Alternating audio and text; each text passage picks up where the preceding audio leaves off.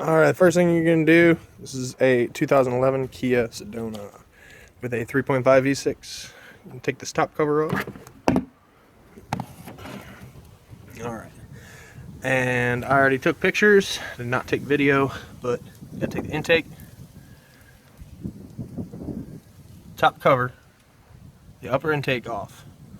Now, there's a lot of wires, bolts that you're actually going to have to take off. Alright, the main bolts that you're going to have to take off to get the upper off is this one and this one, to get this to get disconnected.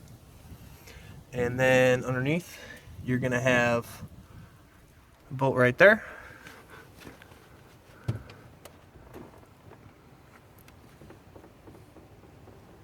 Bolt right there. And nut, and there's also another bolt underneath this cover here. Once you get those pulled off, you're also going to have these top two bolts here, this one and this one. Once you get that off, there is a bolt holding on a bracket here, and there's also a bolt right back here, right underneath there. You'll feel it. Just follow your hand down, just right here. Follow your hand down, right about there. Won't be able to get a good video of it, I don't think. Right there, there's a bolt.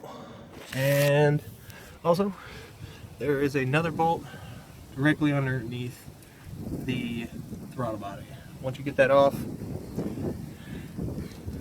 you're gonna have to take all these bolts off for the lower. There's a couple of nuts. Disconnect everything, disconnect all the wiring, all the air lines, water lines. Once you get that disconnected, right underneath there is the sensor.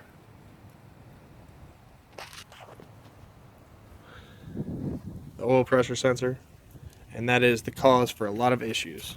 And the main issue for this vehicle was right underneath here. You can see right there is a drain port. A lot of main seals have been changed because of the oil pressure sensor, and you can see there's a little bit of gunk left. I put a little bit of water to make sure that's where it was coming from, and because water won't damage the engine. It's just a little bit in the valley. All right, so once you get the new sensor in,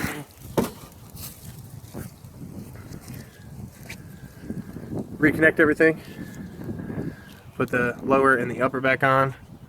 Figure that out. There's only 8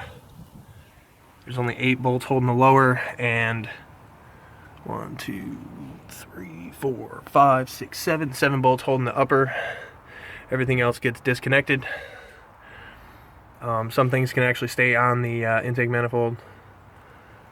You'll see that a lot of the air lines you can disconnect. This sensor right here, you'll actually be able to pull it right straight up and it'll disconnect. You do not have to disconnect these two.